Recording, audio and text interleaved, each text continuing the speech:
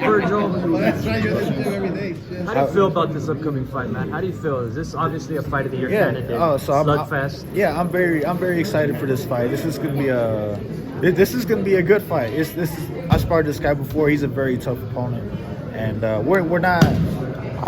This is probably the fight that I feel like I'm taking the most seriously. You plan on going the full 12 rounds if necessary? You have yet to. We always have to plan for it, because I mean it can happen. Not everyone's gonna. I'm not gonna be able to stop everybody. I mean I wish I could, but reality is there's probably gonna be a few guys I'm not gonna be able to get out of there. And this guy is most likely gonna be that guy. But nevertheless, we're gonna train as hard as I can for. That's just how I am. The Ukrainian style. Talk about that. I mean, I wouldn't say he has the typical Ukrainian style because you got Lomachenko who does like a lot of angles, and you got is Derevyanchenko Ukrainian? No, he's not. Is it? Usyk. Usyk is he's a heavyweight, and you don't see many heavyweights move like him. Serhii doesn't fight like that. He's I would even say more. I hate saying it, but Mexican style. You know what I mean? People like to say Mexican style or whatever, but that's how he fights. So. Hey Vergil, you got any concern that Bohachuk's old trainer or trainer now used to be your trainer? No, I mean it's boxing. It happens, but I mean as far as concerns, no. Those 50 rounds that you guys sparred, obviously you're not going to tell us if you gained any real knowledge out of it, but do you think that's going to be useful for you? Of course, yeah. I mean, it's going to be useful for him too. That's the thing, So it's we have experience with each other. It's going to be a really good fight. That's all I gotta say. How fired up are you after Bam Rodriguez's win, heading into your fight? Oh yeah, man! Watching that fight was fucking badass. Bam did his thing. I'll be up there soon with him. Were you surprised that Fedora pulled up? That Tim Zhu? No, Fedora was here. Oh, that he was here. Yeah. In a way, yeah. I mean, I'm sure he's just supporting his sister, so that's always a good thing. Sibling love right there. Yeah. You're back and forth with Ryan Garcia. Any thoughts on that? I really don't have anything to say about it. It's all one-sided, as you can see. I don't know what's going on over there. Like I said before, I hope he gets. I think he took offense when I said you need to get help. I mean, maybe I threw a little jab out there, but it's the fucking truth. You showed real concern for him. I did, but I'm gonna be honest. I kind of don't care anymore. I don't care anymore. We're gonna talk about the new contract. Why you resign with Golden Boy? Golden Boy's been treating me the best. They why fix what's not broken? You know what I mean? So I feel good here. We feel great. Everything's going well. So why do we gotta change it? You buy the car, Vergil, or what do you buy with your Nothing, man. Nothing. I mean, maybe I might pay my house off. Just good. Feel good about it. But nothing big. Yeah, after the fight fell through with Tim Zhu, did you guys ever make any kind of handshake agreement that you guys are running at one point? No, I don't talk to him at all, really. Whatever you saw on Twitter, X, whatever you want to fucking call it now, that's all I've ever spoken to him. So. Are you gonna? Oscar mentioned that NS is like the people who was going hard with you guys.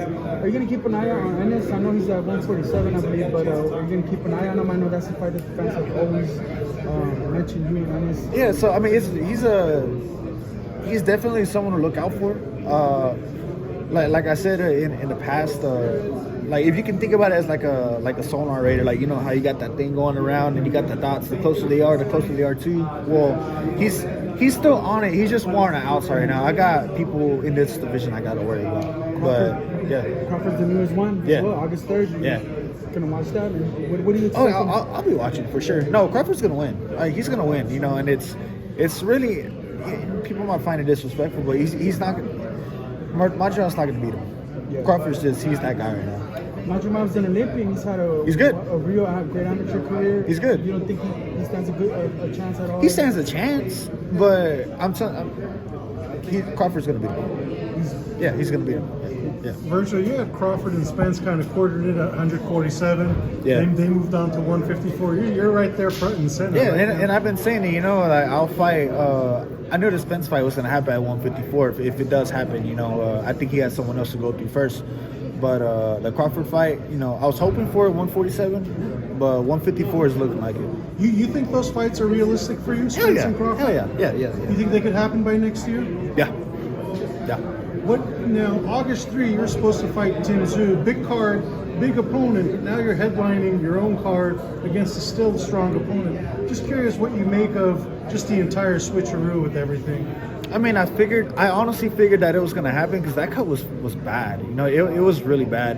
Unfortunate that it happened, but it happened, and it was always in the back of my mind that something could happen. It could be postponed, or I'll just have to fight someone else, and that's what happened. So, I mean, we're just ready for whatever. We're always ready for Do you whatever. feel it's a little bit of a lost opportunity though, because No. that was such a big card, the August 3 show?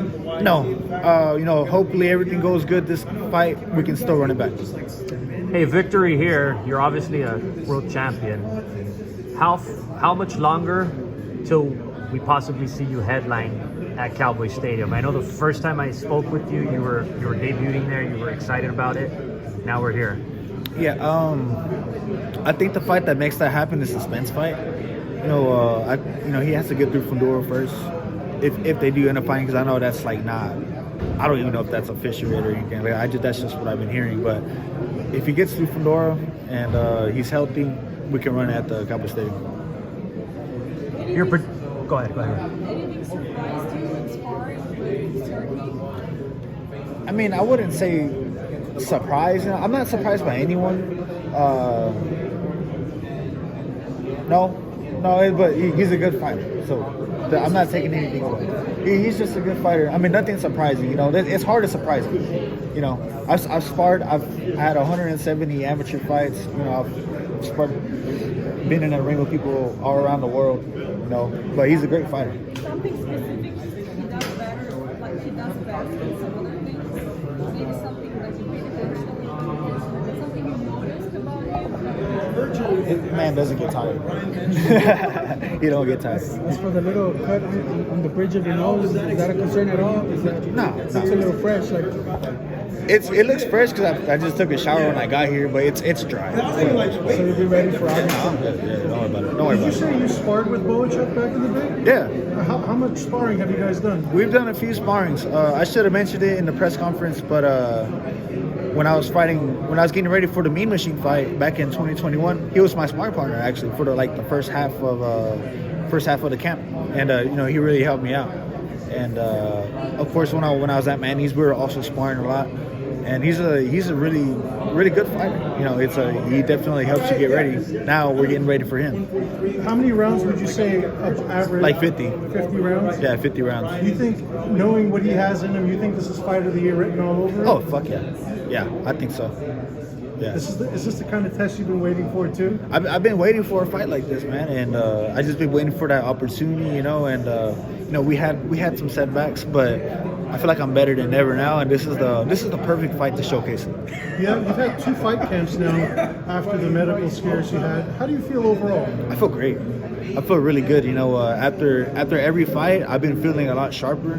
I've been feeling like my breaks between the fights never even happened. Like I just stayed inside the gym. But so I feel sharp. I feel strong.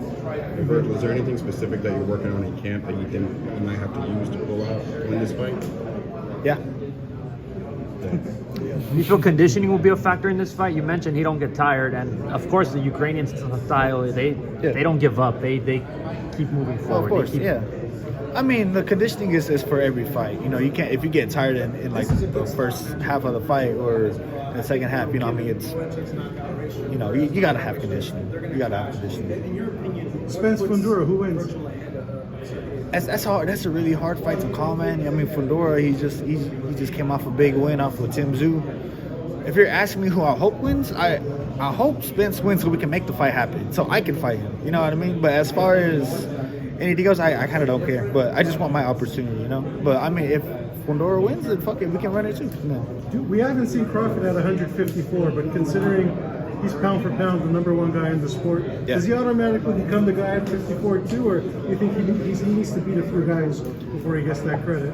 I don't think that there's many guys better than him at 154. Crawford's already a big guy. I mean, if you've seen him in person, he's not a small guy like people make him out to be. He's a pretty big guy. So I think he fills in at 154 pretty well. And of course, you'd have to give him a few fights to really say if he's the guy. But I think he's the guy that I want to fight the most. So. Do you think an all-Texas showdown against Charlo? I would love that. Comes back to 54. I would love that. I don't know if he comes back to 154. I don't know what's going on there. I haven't heard anything about him, but as far as speculation, I would love that fight also. With your new deal with Golden Boy, who are some of the opponents that you kind of already have your eyes on that have been kind of promised to you too for next year? Well, I won't get into that. We got to worry about this fight right here. I got my hands full. So, but we can talk about it after the fight. Vergil, I noticed that beautiful star you have on the side of your hat, man. Give me a prediction, man. What's the season look like?